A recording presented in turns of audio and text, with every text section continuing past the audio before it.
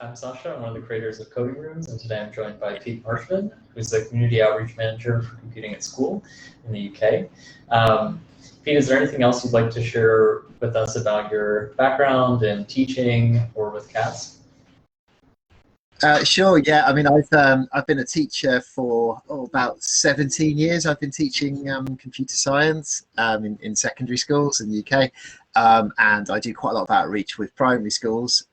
Now I'm also in a kind of national role where I'm supporting teachers with training, and one of those areas that I kind of assist with is helping schools to increase the number of girls that are taking computer science for sort of A-levels and GCSE. Awesome. And did you start teaching primary schools, or you shifted over? No, so I've always taught in secondary, but I've always been very excited about sort of doing outreach in primary schools. So I've always had some of my students in my school go into primary schools with me and help deliver lessons for primary teachers that might be sort of less experienced or have who need a bit of guidance with delivering it in their classroom. So I think for me, I've always had this kind of sort of passion about taking some fantastic students that I teach and kind of sharing that as kind of a role model lower down as well in primary. Awesome. And so today we're going to talk about one of your focus areas, engaging girls in technology. Can you share a little bit about how you got started working on this? Yeah, so I think kind of, in certainly sort of my first 3 or 4 years of teaching, I was always just been fascinated by sort of how few girls were kind of sort of in my classes that I was sort of picking up. And really, I guess I was just a bit ignorant to it in a way, because I just didn't realise quite how different the gender balance was when I started teaching in different schools across the UK. So it's sort of something that stuck in my head very early that I wanted to sort of not fix, as it were, but try and find a way, because I found they really brought some fantastic elements into the classroom, especially like group work with all the other students. And I wanted to bring that dynamic in and that kind of creativity into the classroom. So yeah, it kind of started off very early on, and I think I sort of developed sort of a 6-year strategy at one of the schools that I worked in. I was there for a very long time. I'm actually back there now again. And I think really what I worked out was what you're trying to achieve in 2 years might take 4 years, or what you're trying to do in 3 years might take 6 years as a sort of a strategy. And it takes time, and you make lots of mistakes as well. But I've kind of really enjoyed now being able to kind of share, the things that have worked. So hopefully, schools and teachers can sort of change that balance, hopefully even quicker than I was able to in some schools I've been working with. I see.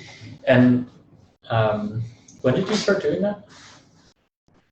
Yeah, so I think, I probably in sort of, so I set out a plan in the school I was in for sort of 6 years. This was probably, this was sort of back when, in my sort of 5th or 6th year of teaching, when I became head of department. And it just gave me that opportunity to set a vision for the department in school. Whereas previously I was always doing bits in my classroom and trying to sort of speak to parents and governors and stakeholders. But I think it's really when I became head of department all that time ago that really just gave me that idea to kind of set a vision for the department and share it with all of my staff. And I think that combined effort made a huge difference.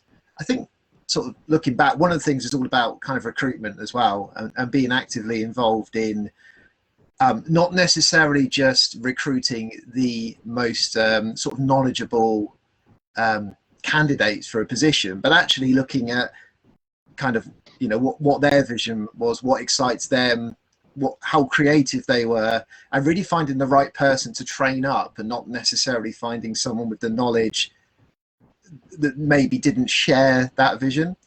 And I think, obviously that takes time with recruitment, but then you're then putting a plan into action. And I think that's why it took kind of so long. We managed to get to 70% of girls taking sort of GCSE. An A level was that, and a little bit higher. So it kind of showed it paid off. But it was good to join another school, which I joined about 4 years ago. I was only there for 2 years, but just during that time, applying the same strategy in a shorter period of time, we were already making gains to that stage. It's been nice to, sort of trial that in very different schools in the UK. Mm-hmm. Is that 70% of all girls who were eligible to take the class, but that was 70% of the class was girls?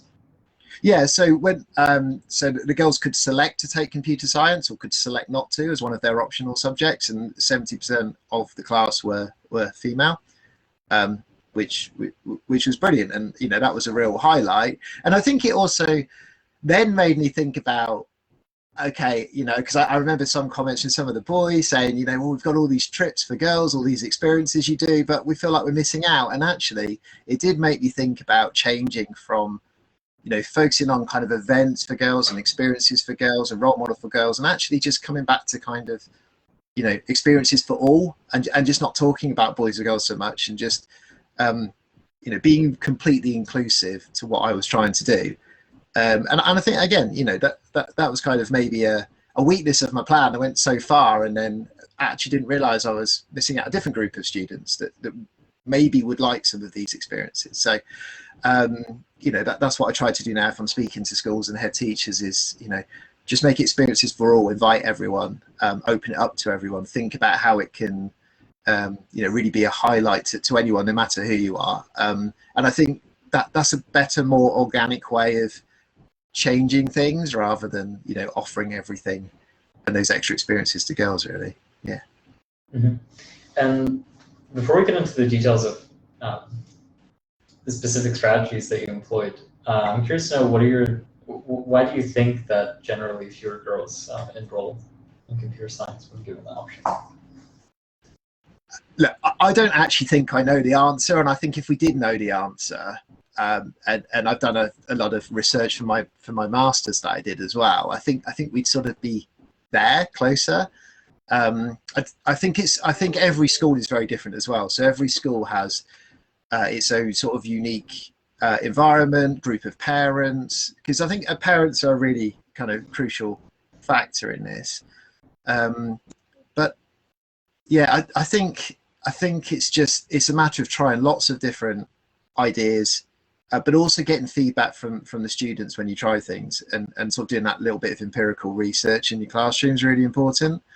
But yeah, I wouldn't say there's like a one approach, but I think maybe a lot of it comes back to certainly my experiences in schools here is, departments are often heavily sort of taught by males.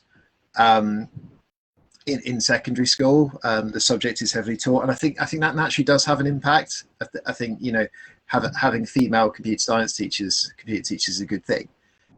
And then you look down at primary, where the vast majority of teachers are female in the UK. So again, it's whether those children down in primary have those same experiences with male teachers. So I think it's kind of combination of the two, really.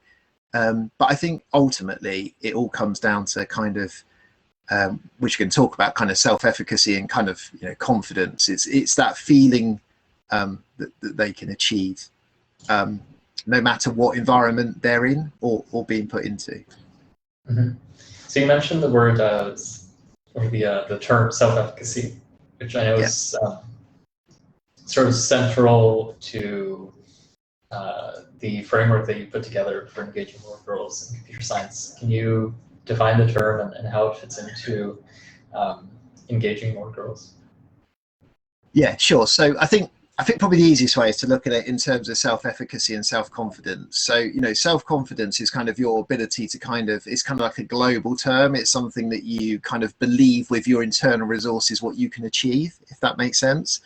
And it's kind of very much rooted in your beliefs and expectations and your kind of history and your family and your upbringing. Self-efficacy is slightly different. It's where you've got self-confidence in a particular situation. And it's that knowledge that you're going to be able to perform at a particular task. And this can affect things like your commitment and your kind of persistence and things like that. But to give you an example of the difference, self-efficacy really comes about in your very first lesson. So Imagine you're 11-year-old, you've just started secondary school, and you've got your very first lesson in computer science. It is that one lesson that is crucial. That is where you can really let people kind of explore computing, feel confident with the teacher, and like I say, it's around that specific situation. So although they may look around the classroom, you don't want to create a task that makes, for example, girls feel like actually their male counterparts might be better at that. What you want to do is you want to set something so it's a very collaborative atmosphere, and I try to make sure my very first lesson with the younger children it is all about something where none of them have any experience in. So I'll do some, I'll take them down to the hall, or I'll take them outside and we'll do some unplugged computing, or we'll do some code breaking. We'll do some sort of it'll be very much collaborative work and setting up roles and responsibilities. And I think through doing that, you're not relying on anyone's previous kind of expectations of who might achieve at this. Everyone's in the same challenge and provides the same opportunities. I see. That's interesting. And how about sort of beyond the first lesson? Because I know I've had a first lesson in a course that went fairly well, but then that can fall off pretty quickly. So what's important then in the follow-up? Yeah, so I think really the follow-up is all about taking forward what you've just said your computing lessons are going to be about. I mean, I think we've all done it. I've certainly done it, where you start off with a big bang and you think, I'm going to do this creative one, and then you think, oh, my next lesson is going to have to be about getting used to new school systems, the passwords, the infrastructure, and I try and steer away from that very early if I can. And I think what it's about is it's just thinking about collaboration again, because everything that I find that girls kind of excel in, and actually it brings them confidence going forward, is to be able to kind of identify a role that suits them in that kind of group activity. So if we're doing some web development, we'll do it in a cloud-based environment so that they can actually code together collaboratively at the same time. If we're doing any sort of unplugged activities, I'll make sure that they work in groups collaboratively to do that. And even if they are sat at a desk, you can do some pair programming approaches as well. It's a great way of getting them to kind of work with others, but also kind of enable them to kind of develop their self-efficacy as they are coding with someone else. And instead of having to kind of answer a question to a whole class or demonstrate something, they can build that confidence up more gradually by doing one-to-one sort of work in that way. And I think really it's all about what you've got to make sure is every single lesson has about the why at the start, the contextual bit. So it depends, I guess, what you're covering, but if there's a particular topic you're covering, the thing that's really important is to start off with, why are we doing this? Not the how, not, these are the skills and the stages we're going to go through, but actually when you leave school, what could you do with this skill that might be at the early stages, but where might you be able to take this skill further to be able to achieve? So when we're looking at networks and protocols, we look at deforestation in the Amazon rainforest. If we're looking at kind of algorithms for maybe drawing geometric shapes, we'll look at how to develop Islamic artwork and stuff like that. It's not really about this is the skill and this is what we're going to do today. The very first sort of 10 minutes should be, wow, this is what you could do if you took what we're going to do today even further.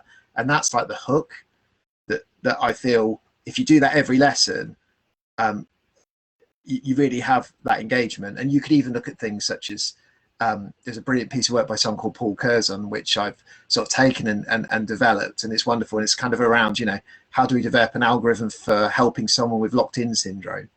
I mean, what a wonderful thing to start off with around, by learning these concepts, you could really help someone in their life have a better life for themselves. Mm-hmm. It's interesting. And I'm interested in how you structure those types of lessons when you're dealing with theoretical content. Is it just less hands-on?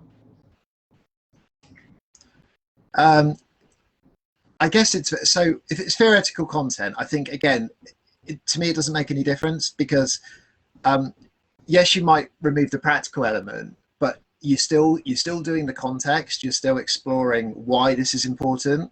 So if we just take a theoretical concept of, I don't know, something at A level, like you might be doing like, I don't know, floating point normalization or something that's very kind of, but actually there's some fantastic work you can do around kind of Mars rovers and landing on Mars. You can take the sound sample and you can do some floating point normalization on that, and you can explore how that affects the transmission of that data back to Earth. So I think even those topics that are really difficult to contextualize, there's still opportunities to do that, but you do have to look,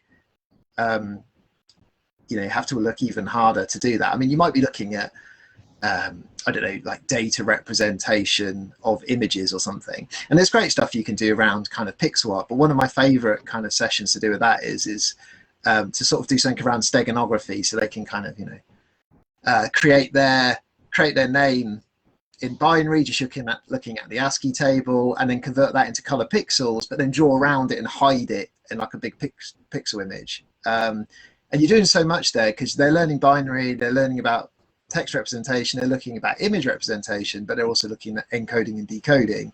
And that's a lot of stuff.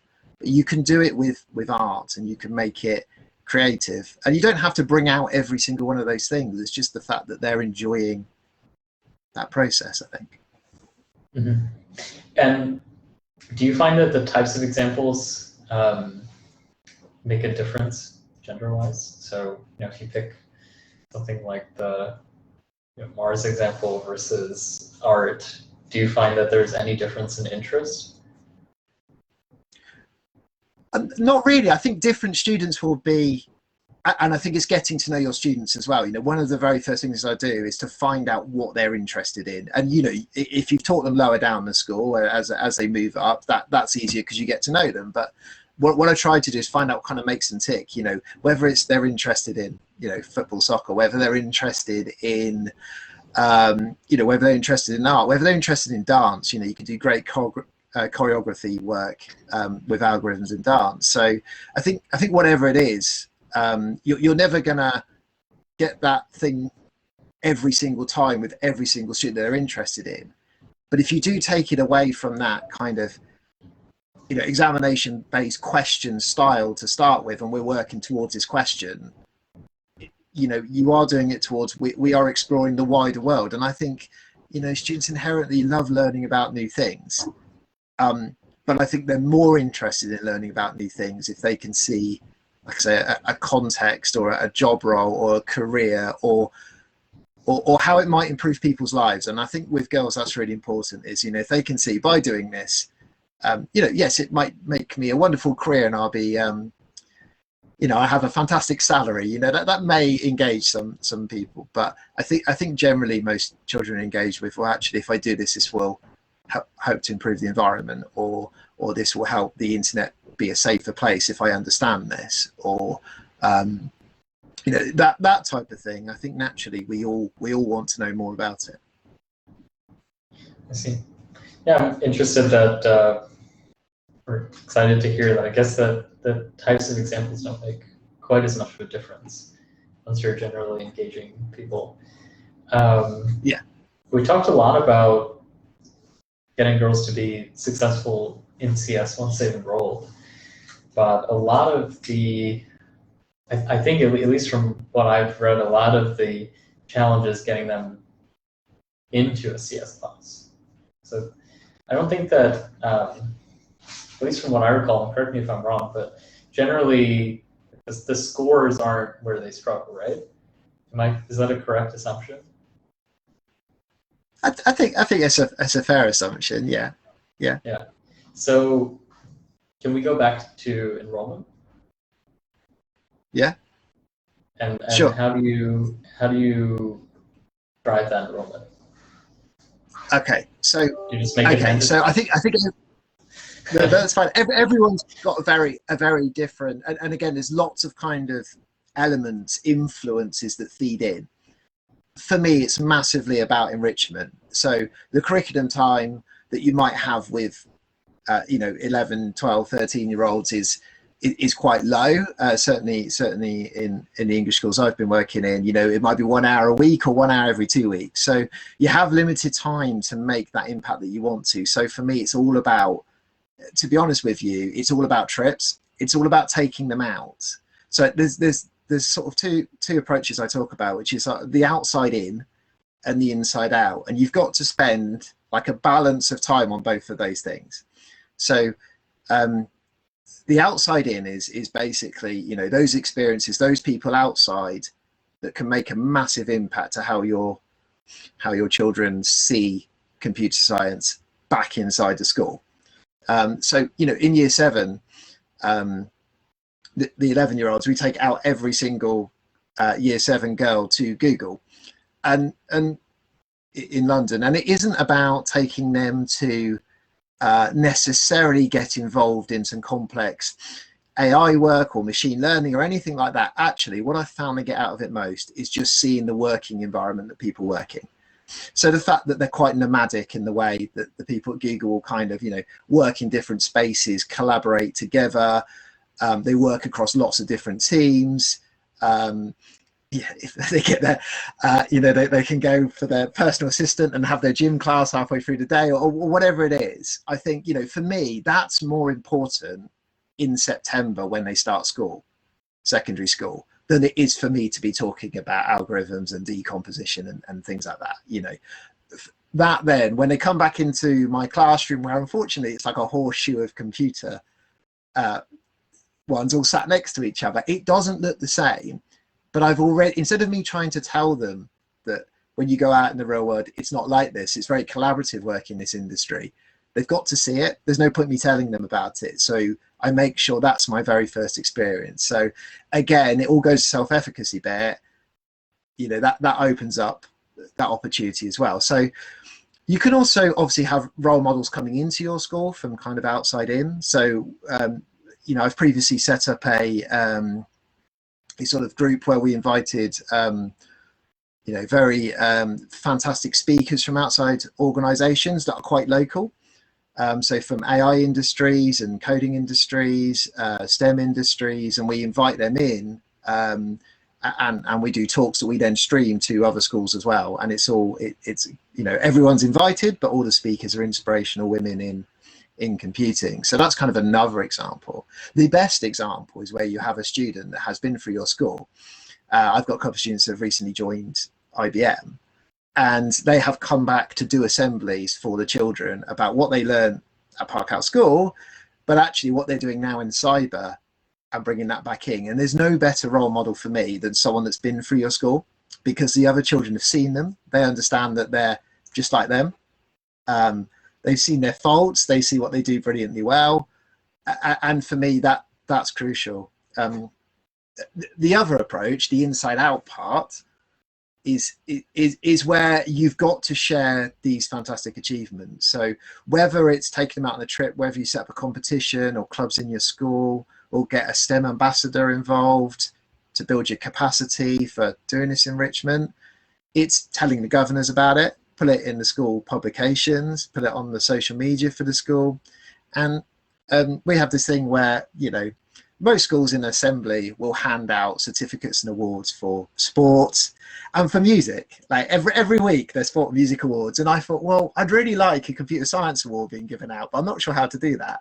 And there's a fantastic platform called Idea, which has it's like a badge platform. So children can pick a whole range of different tasks and gain different badges. But the great thing is they get a certificate for bronze, silver and gold awards. So whenever there's music awards given out, and there's also computing awards given out. And it's those little things that I think also help your senior leadership in your school see the importance of it. And it gives them something to share, when there's open evenings or when they're talking to parents. And as soon as you've kind of got that routine, that can really help. With fear of me rambling on too much about this bit, the other thing as well is, transition days are crucial. So where the primary children will come and see the secondary school to see if they want to join it. I really struggled having a spot there for some time. I really wanted to see those year 6s and show them what computing was like at the school. And what I had to do in the end is, because they did a lot of sports activities in this transition, is I went to the sports department and said, can I do like a outdoor code breaking pig pen relay thing, where I hid all the codes on all the trees and they had to do a relay and catch the codes and decrypt them. And they're like, well, actually, yeah, we'd love a bit more capacity. You can take a group. And then from then on, every single year, you know, the teachers fed back on how much the children enjoyed it. And we were able to do even more and then bring them into the classroom. So I think sometimes you have to look outside your department and say, where can I influence? Because computing is such a cross-curricular skill. Where can I still get that message across in other spaces as well? See, do you think that computer science teachers in general do a good job with that, with reaching out to other departments? I think they do, but I think, again, this is another thing that I think is crucial. I think they do, and I think teachers are incredibly busy people, like insanely busy people, and you know, they work all day, they work weekends, they work holidays. You know, they love what they do, but I think a computer science department generally is quite small, certainly over here in England. So, you know, we might be looking at maybe 1 or 2 in a department, probably on average. And that's a capacity issue. You know, there's only so much you can do. If you've got a department, you know, I used to have a department of 8 back when we taught ICT to every single child, and it was like a core subject. You know, you had so much capacity for a club after school from every member of staff. So I think really all of this stuff is great, but you need to get capacity, and if that can't come within your department, you have to look creatively. So generating that capacity, I found parents, if I've invited them to trips, they've always asked to go on more trips. So instead of me needing 2 staff to take a trip, I can just take a parent with me. And that's worked brilliantly, and they love it. Like, they really love it. And actually, some parents have then been able to work with the school to take the children out on the trip by themselves going forward. And that brings capacity for me as a teacher. You have STEM ambassadors. There's some fantastic networks you can reach out to for volunteers. And as much as I'd say, you know, make sure the volunteers get involved at a very early stage in a one-to-one basis and more of a mentoring, so you get to see, you know, the impact they will make. You know, don't be afraid to reach out to parents, to governors of schools, and involve them in what you're doing, because that's where you get the capacity if you can't overstaff your department. Mm-hmm. I see. And you mentioned parents, which was a subject I wanted to bring up anyways. What can parents be doing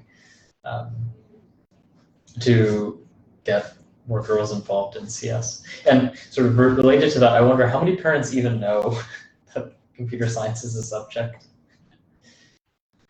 Well, I think you know, you will have some parents that are naturally, you know, already in that field, or are very passionate about it, or, you know, it doesn't necessarily have to be computer science, but they may be very interested, for example, in medicine, and really they do see the benefit of computer science in medicine, you know, now and in the future.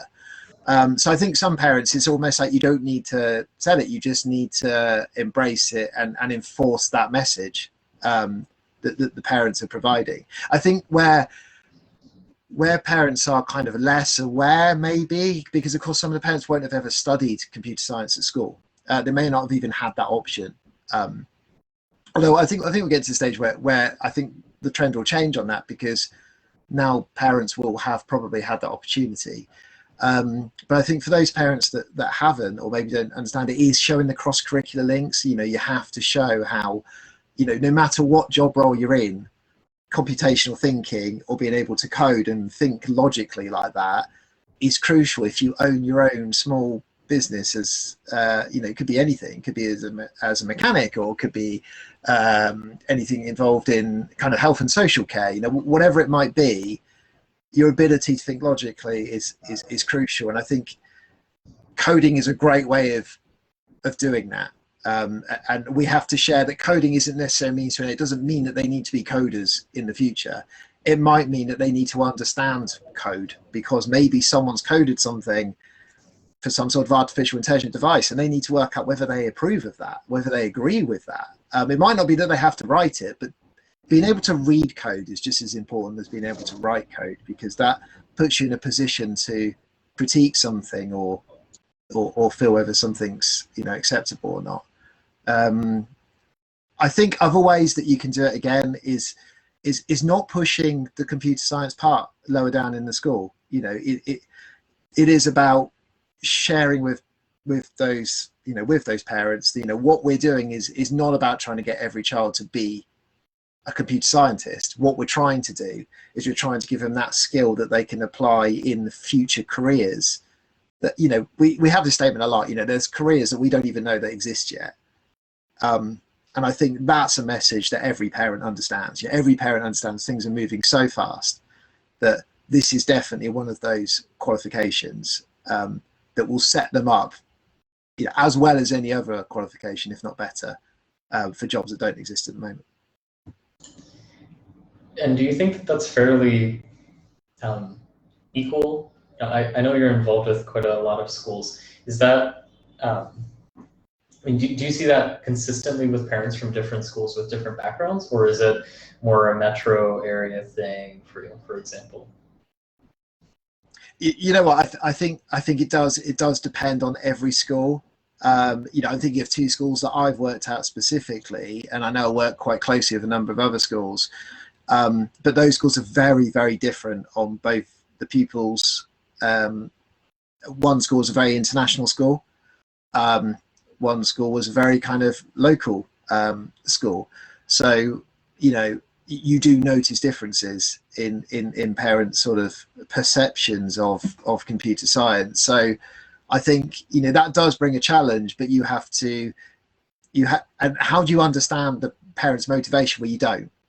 But all you can do is reach out. So you can reach out and say, we're doing this event, we're doing this after school coding club, we're doing this, your child went on this trip back at, last week in year 7, and actually we've got a recording of some of their comments and what they thought about it, and share it with them. And from there you'll realize those that want to engage and become part of that kind of narrative and that journey you're trying to set up. But I think, ultimately that's probably the best way, just reaching out and then grasping those opportunities while they're there. And if children don't want to take computer science, say at GCSE or A level, well, that's fine. Like if at Key Stage 3, if sort of the first 3 years of secondary education, if they've really enjoyed the lessons and they've enjoyed computer science and they see why it's important, maybe they'll pick it up later. Maybe they won't need to. But what I don't want them to do is to have a sort of a stale, boring understanding of just trying to build up towards, an examination question or something like that, because then in the future they might not come back to it. I'm wondering, in the UK, is computer science ever exchanged for a math credit, for example? No, not if I get your question correctly. No. So obviously we have core subjects that children will take. Computer science does. It's complicated, but it does count as part of the science offer. But to say it's complicated, it is complicated. So yes, computer science kind of forms, you could, for example, if you wanted to complete your kind of science allocation, you could take biology, physics and computer science if the school had set it up in that way. But naturally, the way things are set up, computing does come into this kind of what we call this kind of last bucket of everything. So, they can choose drama, dance, computer science, textiles, design technology, whatever it is, it does fit there. And that's a challenge because you have less of a pool of students to choose that subject. So I'm not saying there aren't challenges. There are definite challenges, but no, it doesn't get accredited in the same way as, say, mathematics does. I see. So it's like an elective, but it still can count towards a science requirement, right? Kind of, yeah. So we have something called the baccalaureate, and we have something called Progress and Attainment 8. I won't go into details because it's quite complicated, but effectively, yes, it can replace a grade that you might achieve in another science, but you can also, select it as optional. But it's not a core subject, but it is down at Key Stage 3. So is pre-GCSE, it is a core requirement, and at primary schools, computing is a core requirement across the whole of primary. And do you think that should be extended to secondary schools? Well, it is at Key Stage 3 for GCSE. Look, I'd love it to be core at GCSE because, I'm very passionate about my subject. But then, with the limited choices that sometimes children can have, maybe with a lot of academic subjects, maybe something like, and I'm not saying they're not academic, I guess we sometimes talk as more vocational, I don't want to come across in the wrong way, but maybe if they want to take an art or a dance, maybe that is a great difference in their school day. Maybe having maths and science and English and then computer science, maybe actually having something slightly different is a good thing. So, some ways I do like the fact it is optional, because it does allow them to choose what their day looks like and have that experience that supports their well-being as well. But I think, yeah, if it could be mandatory for GCSE, I do think they'd really love lessons. And I'd love to see more taking A-level as a result, because often when you've got A-level, it's the students that have taken GCSE that will naturally move into A-level. So, and A-level is fun when they create their own projects. That really, as a teacher, there's huge amounts of fun in them choosing something to study and look at as a project, and you helping them, because I learn so much more of the A-level projects because they pick anything, and they use languages, technologies I've never used sometimes. So for me, the more of those that I can have, the more I develop myself and the more that I learn, and don't keep revisiting the same things as well. Mm-hmm. Makes sense. I'm curious to know, related to sort of awareness and cross-curricular interest in computer science. Is there anything that, let's say math teachers, for example, should be doing to increase enrollment in CS? I'm not sure I could, I don't understand enough about their role, which is obviously a very demanding role, what they do. But I think, I think there is so much computer science that we can take across into math, into geography, those subjects we could, and actually, design technology works incredibly well. And there's been some really great movements here with design technology picking up, computer science programming elements, working with, crumbles and microbits and stuff like that. I think in maths, absolutely. I think naturally our curriculum is driven by the examination experience and what we, I don't class it as performance. How a child achieves whether they get a grade, letter, or a number, that's not performance. That's attainment, like you attain a grade. But performance is what you do every single day to improve and enhance yourself. So, I think we could improve performance of students a lot more if we become more cross-curricular aware and we align our curriculum a little bit. I'd love to see in mathematics, do some stuff around kind of machine learning. I think that's a really crucial thing. Stuff around big data. There is some natural crossover, and I think this is where actually I sometimes reflect more on myself than what a maths teacher could do, because actually I plan my curriculum and set it out. But actually maths are doing a lot of this content that I can build on. So if I'm doing stuff around Boolean algebra or simplification or whatever it might be, I'm sure I could, if I found out when maths were delivering that and I built on from that naturally in my subject, so in the same week, I'm not revisiting something they've already done. I'm just extending them in computer science. So I think that's a two-way thing. I'd love to have more collaboration with departments where we look at each other's curriculum, our schemes of work, and actually map the content so it's progressional. So it's not kind of in silo. I'm teaching this curriculum and this are the dates I want to do it. And there's maths doing theirs, and there's design technology doing theirs, or whatever it might be, where we all come together and maybe thematically trying to arrange a curriculum. But I understand that's a big thing to solve. I'll tell you what has worked well for me, and that is when I taught at Leighton Park School in Reading, we set up a STEAM club. And it was myself, a maths teacher originally, an art teacher, and a DT teacher. And we didn't really have a plan for it. We just let the kids join and they could choose whatever they wanted to do. So it was like, my toaster's not working at home, I want to fix it. Or, through to, I want to make this kind of seat that changes color based on the mood with this lighting, right? It was just, we just let them do whatever they wanted. But what I found really good about that is, and not only did the kids really enjoy it, but actually I would end up going to design technology teacher and say, Mark, how do you do this? I don't know. And I'd bring a kid with me and say, he wants to do this with the lathe and blah, blah, blah. And I can do it, but I'll probably mess it up. And then, we'd be working out something else and I'd take him to a maths teacher and I'd say, and I think it was the kids seeing that actually I don't know everything. I know quite a lot about my subject, but I certainly don't know as much as I do in other subject areas. And it was like the departments working together. And I think the children really saw that actually going to see someone and just asking for help. But actually, as teachers, we saw, we started having conversations about how we could join up things and how we could do projects based on this. And I think these things can, you can come out with a plan, but I think naturally sometimes you have to dive in, try something, and then those discussions start taking place. So, I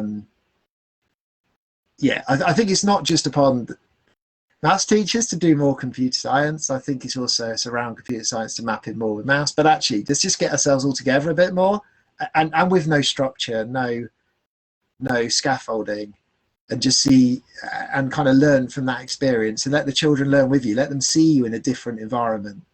I think it's a good thing. And are those schedules and curriculum, is there a way for you to easily, for example, within an organization, we use GitHub and we have all these repositories and they're open and anyone in the company can go look at, hey, what are these people doing? What's their schedule? What does their implementation look like? Is there a way for you to easily get the same info about another subject, for example? I mean, all of these kind of schemes of work are shared.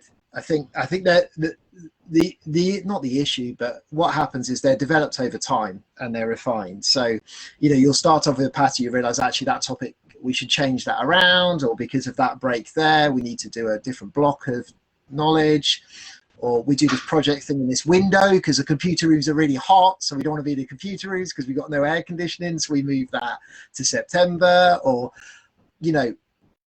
those things happen over time and they fit a department. To then take those and kind of take them apart is, I've never got there. It's really difficult. And I've been at a school where we even looked at thematic learning, which I still think is a really good idea. But implementation wise, it's very, very tricky. So what I would suggest is you've got to find like-minded people in your school. You've got to find people in other departments that are like-minded like you, who are willing to try things and share the same vision. And you start with that. And then other people start to join and kind of want to be part of it. Because as the kids start talking about what they're doing, as a teacher, you want to be involved. You want to say, well, if that's really working, I want to offer something like that. So I think rather than sort of saying, we need to look at our curriculum and tie them together, that's really hard. But actually doing some sort of, like I say, enrichment club or something like that allows those conversations to take place almost sort of organically and sort of on a granular level, that little things start changing and then you can have those bigger conversations. But yeah, it would be wonderful if we could just take all of those curriculum subjects apart and just kind of try and map it all together. But what a task that would be challenging. Yeah, that's a completely different model for education, right? Yeah, absolutely. Yeah. Awesome. Have you had any particularly positive experiences with like clubs or robotics programs and getting more girls interested in CS? Yeah, absolutely. I mean, that STEAM club I talked about was a great way, because again, the girls involved in that could just pick. We didn't say a project. We were like, what do you want to solve? What do you want to look at? So some were looking at kind of, sea life organisms. Some people were looking at, actually just like coding and developing chatbots and websites and stuff like that. It was just very, very open. I mean, those things are great, but you do need very kind of dynamic staff to be able to pick that up and feel confident with running with them, and a group of them work. So that thing always works really well. I think things that I found is there's something in England called Teen Tech, which is a charity that runs events across the country. But they have this fantastic competition where children can come up in groups of 3 or 4. I think can actually probably do it in pairs as well. They can come up with something that's going to make the world a better place or more enjoyable place. And there's kind of categories. And this is kind of, I think this is one of the things that changed kind of the culture of kind of girls and computing in the school.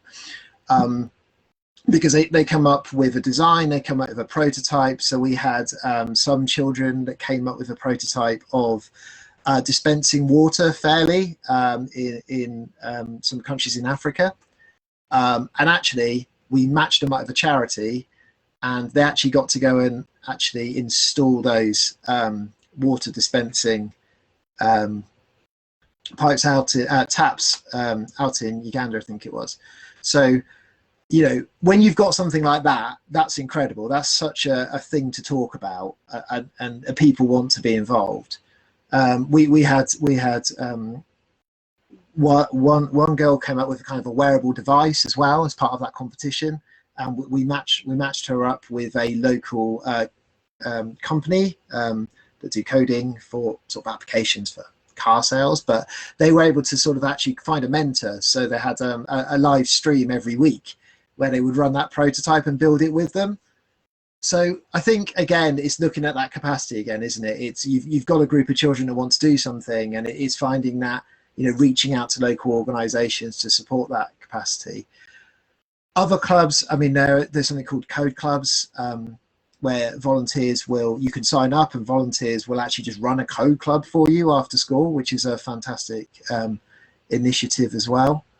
So there's so many. In fact, there were 2 very young gentlemen, quite a large sort of national organisation, electronics company, who actually reached out to me and said, could they do a breakfast club? And it was brilliant. Like, they bought all of the kit. They came up with different activities every week. Because they were quite young as well, they really fitted with the children. They kind of, they found it really good fun. We had girls coming in early into school that wouldn't normally be in school that early, to do this kind of breakfast coding club, and that's with Arduinos. So yeah, I think just, look creatively. Can it be before school? Can it be after school? And then you've got lunchtime as well. But there's only so much you can do if you've got a small department. Definitely. Are there any sort of last words or resources that you'd like to share? Yeah, I think there's so many. Yeah, I think kind of resources. I think, for me, it's been around building networks and making connections. So the most impactful things that I've been involved with around competitions that have been run by Google or Microsoft or Cisco, but it doesn't have to just be those national competitions where you take the children out on the train or on a coach. Sometimes it's those more local organizations that you can take them to. You can still take them out of a classroom. You can put them in an environment, and this is great for self-efficacy because you're taking them into an environment where everyone is either nervous or everyone feels really confident, and it's not in your school, and it's not the same person in front of them, and it's not the same classroom. So, actually, we've had some local hackathons we've set up with companies as well, and our local university. So I would say universities always want to do so much. So reach out to your local university, see what's on offer, and get involved. Look at local organizations. look at your school database, whether you're allowed to look at it or someone else is, and really look at what parents might be in that type of field, because I found if you reach out to them, they're often really keen of putting something on as well. So you've got your people resources. I think resources online. Teen Tech is a wonderful website with so many great ideas for engaging girls in computing. You've got Girls Who Code is also a fantastic site. I could reel off sites. Computing at School has some great resources around girls in computing, so you can search the resource library there if you're looking for practical applications in the classroom. And I think that's where I've got kind of a lot of my kind of inspiration from over the years, probably from some of those areas. I think my final message, I guess, really is don't do what I do and make everything around girls trips and girls doing this and girls doing that, because it is great. You get to increase the number of girls doing stuff, but then you've got to try and get the boys involved again who have felt left out. And I felt quite bad after, some of the boys said, well, actually, we don't really seem to be doing as much as the girls. So I think just make things inclusive, just really make things inclusive. And I think what we came back to earlier, context is crucial. Every lesson needs to have some sort of context. Why are we learning this? How is that going to help you in the future? And what creative career could this look like? What could you be doing if you started this skill? And we could even look at we're doing something around kind of selections and misstatements, and we're going to make a chatbot or something, right? But that's great, but actually, where would that take you? Well, actually, if you're learning this skill, this could allow you to create a chatbot that could help someone with dementia, or something like that. So you could really take it into another field and say, well, look, you could be helping someone with this skill. You could be really making someone's life better. I think that's probably my ending comments. Awesome. Thank you for sharing all those resources. And how can people get in touch with you about this if they have more questions? Sure. You can find me on Twitter, which is just at Peter Marshman. My email address is peter.marshman@bcs.uk. That's probably the easiest way. And please do get in touch, whether you're just interested or you want to find out more. The other thing we've got coming up is a Girls in Computing conference. It's a remote conference. It's completely free. There's loads of workshops going on, and there's some really inspirational speakers. And actually, some of my children that I used to teach are coming back to talk about their new roles in industry at IBM and in cybersecurity. And you can find that just by going to bit.ly, so bit.ly/Girls in Computing. And it's a completely free event. It's on the 25th of May.